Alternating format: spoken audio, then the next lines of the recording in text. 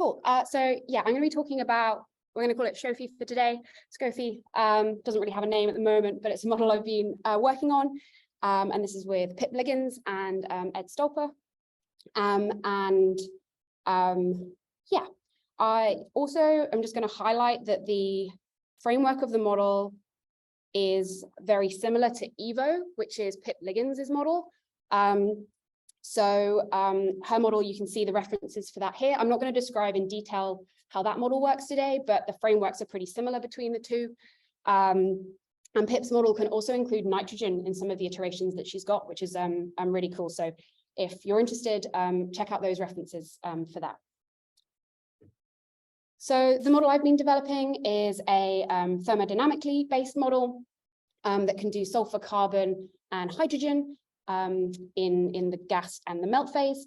We can also do isotopic variations for sulfur, and we allow sulfur and ion speciation to change, and we can calculate when sulfur saturates as sulfide, melt, and also anhydride. So I'm just going to go through kind of the framework of the model. So as I said, the volatiles we consider are sulfur, carbon, and hydrogen. And then in the gas, we have 10 vapor species, as shown on the screen. So we've got kind of reduced and oxidized species. And these are related through 6 homogeneous gas equilibria. So these are reactions that are going on in the gas phase, and an equilibrium, they have to be governed by an equilibrium constant. So for instance, if we look at the reaction of carbon monoxide reacting with oxygen going to carbon dioxide, we can see that it has an equilibrium constant, which depends on temperature. And at equilibrium, the fugacity of CO2 divided by the fugacity of CO and oxygen to the power of a half will equal this equilibrium constant. You'll notice that for this equation, what's governing it is the stoichiometry of this reaction here. We have formulations for equilibrium constants for all these reactions here. And this kind of idea of fugacity can be related to things we can kind of easily measure in the gas phase using this equation here. So the fugacity of a gas species, I, is related to the partial pressure of that gas species by dividing the fugacity by the fugacity coefficient. So the fugacity coefficient tells you how non-ideal the gas behaves. So if the gas is ideal, the fugacity coefficient is 1, and its partial pressure equals the fugacity. This is then related to the composition of the gas over here. So the mole fraction of a gas species times the total pressure is going to equal its partial pressure. In the melt, we've got a bunch of species as well, the ones that you can see on the screen. And you'll notice there are both reduced volatiles and also oxidized volatiles. And we can also have iron 2+ and iron 3+. And that allows us to mass balance oxygen in the system and see how oxygen fugacity varies. These are the equations that we need to describe the reactions that are going on between species in the gas and species in the melt. So these are the heterogeneous melt gas equilibria that we consider. And there are a lot of them because we need one for each of the melt species, essentially.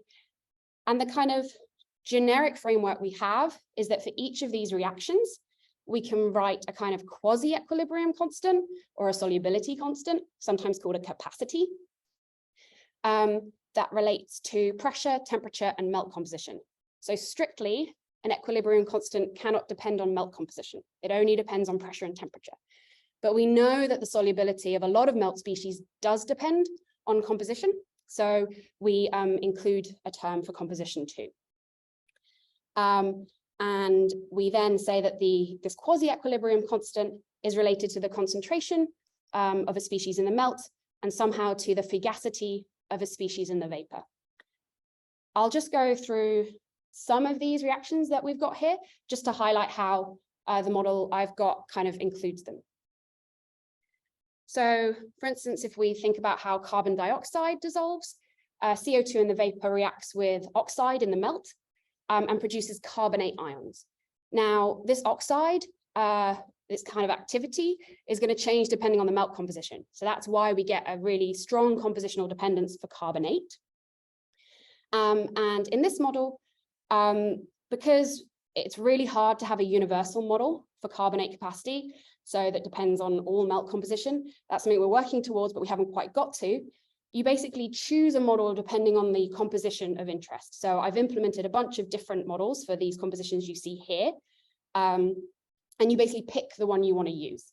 I also added a datasite, as you'll see in our benchmarking calculations, to see how that works as well.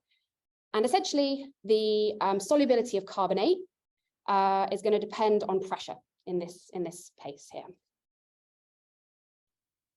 For water, we know that water dissolves as hydroxyl ions, but also as molecular water.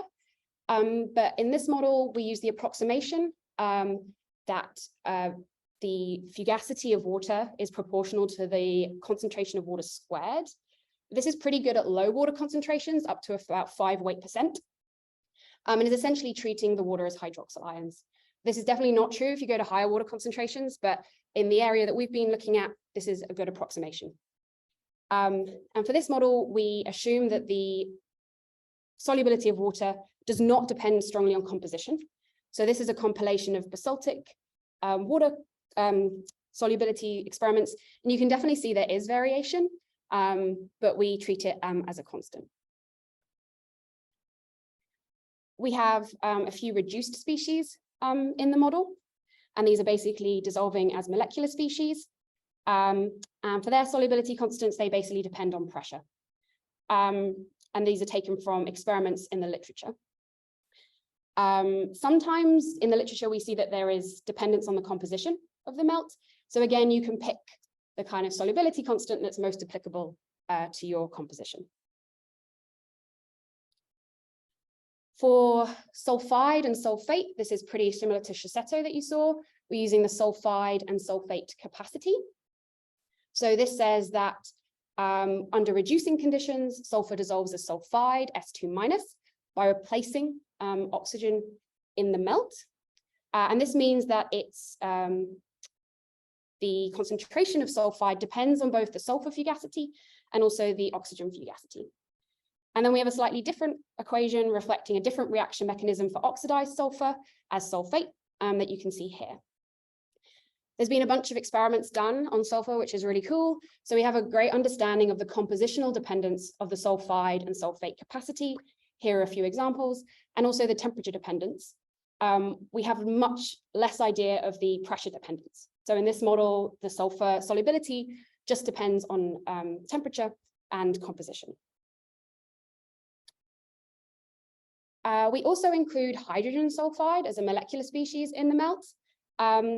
And this is a little bit different. You could include it as a kind of a water term in this sulfide or sulfate capacity. That would be one way of doing it. But another way is to take it out.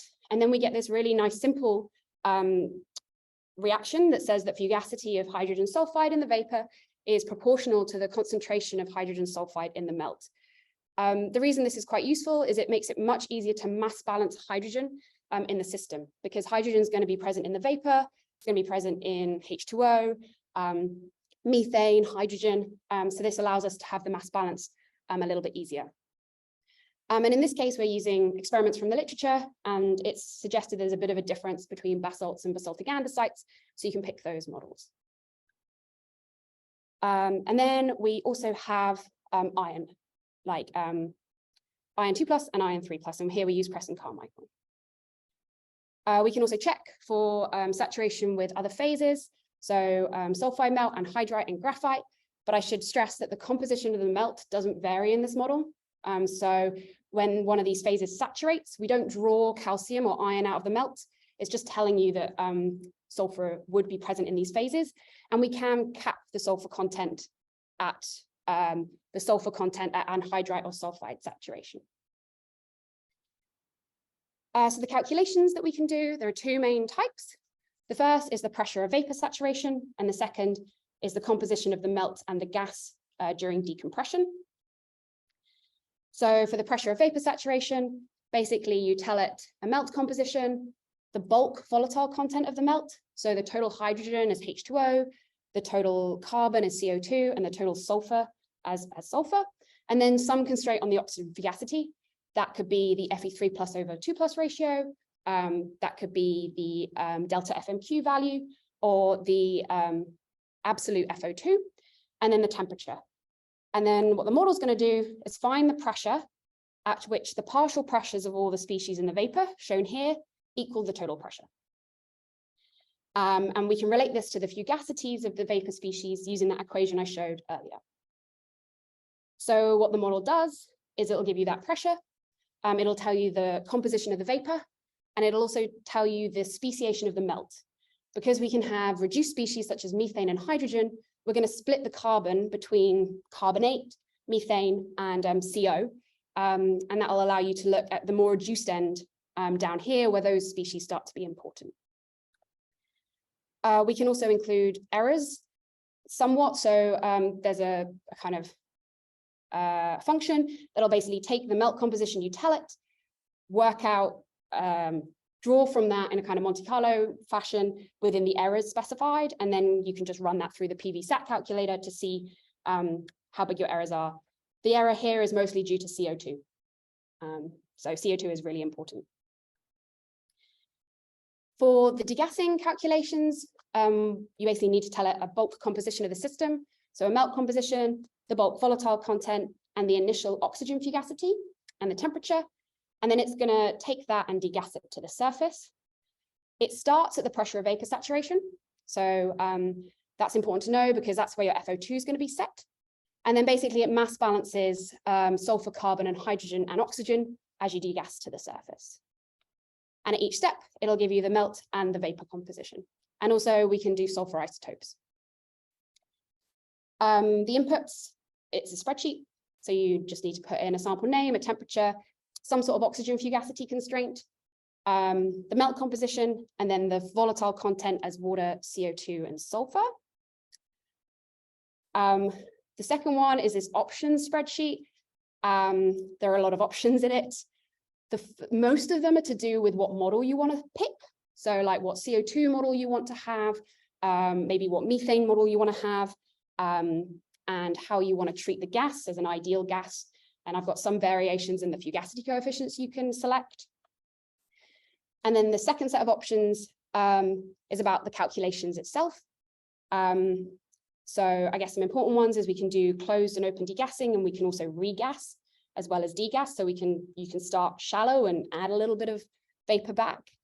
I said there are all these melt species, but you don't have to include them in the model. You don't have to have the insoluble species. So methane, carbon monoxide, and hydrogen. And also you don't have to have H2S, for instance. Two useful ones for when things go wrong. So as Roberto said, these calculations can be hard to solve. So one option is starting pressure. You can actually get it to restart halfway up if it's fallen over, which it sometimes does. And also this solve species here basically changes what species we're guessing in the vapor, and that can sometimes help if it's falling over at a certain pressure, fix that. The way it's run is in a Jupyter notebook. So each calculation has its own cell, and it reads in from the input spreadsheet, and then it'll go. So this is what the gassing calculation looks like. It just tells you every pressure, so you know if it's working or not. And then this is what the saturation pressure one looks like. For this one, you can do multiple, each row in the spreadsheet can be a different saturation pressure calculation that you want to perform. And this is what the output looks like. So it's a spreadsheet. Turns out what I think are really obvious headings for a spreadsheet aren't. So I will add some better interpretation of what those all mean. So just to summarize, it's a thermodynamically consistent sulfur carbon hydrogen bearing model, and we can add isotopic changes as well. And I will finish up there.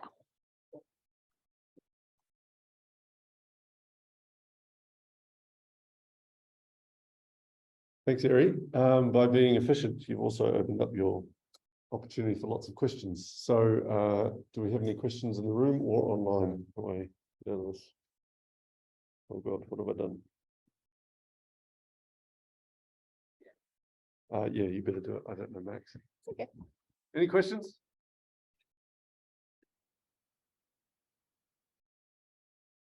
John?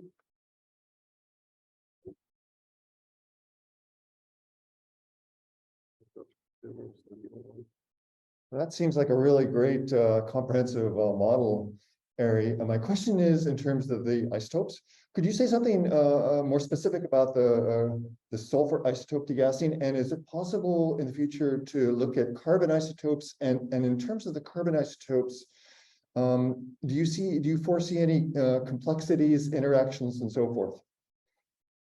Okay, yeah. So for the sulfur isotopes, at the moment we can do S2 minus and S6 plus in the melt, and then we also in the gas we have carbonyl sulfide, S2, H2S, and SO2. And actually, once you've calculated the speciation in the melt and the vapor, it's very easy to do the mass balance to do the isotopes. And so that's not too bad. We have pretty good idea of the isotopic fractionation factors in the vapor. The melt we have less data on, but we do have some values for that.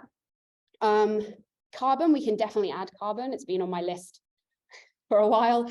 And that's, again, because we have the speciation of the carbon in the melt and in the vapor, that's just kind of actually just tweaking the sulfur model, because once you know the number of species, the solver for that is the same.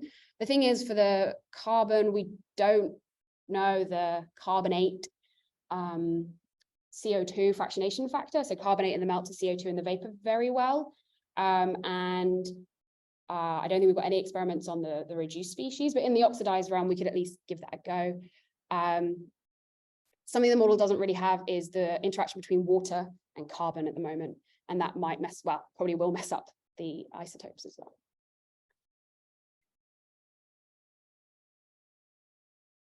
Okay, thanks, Eric.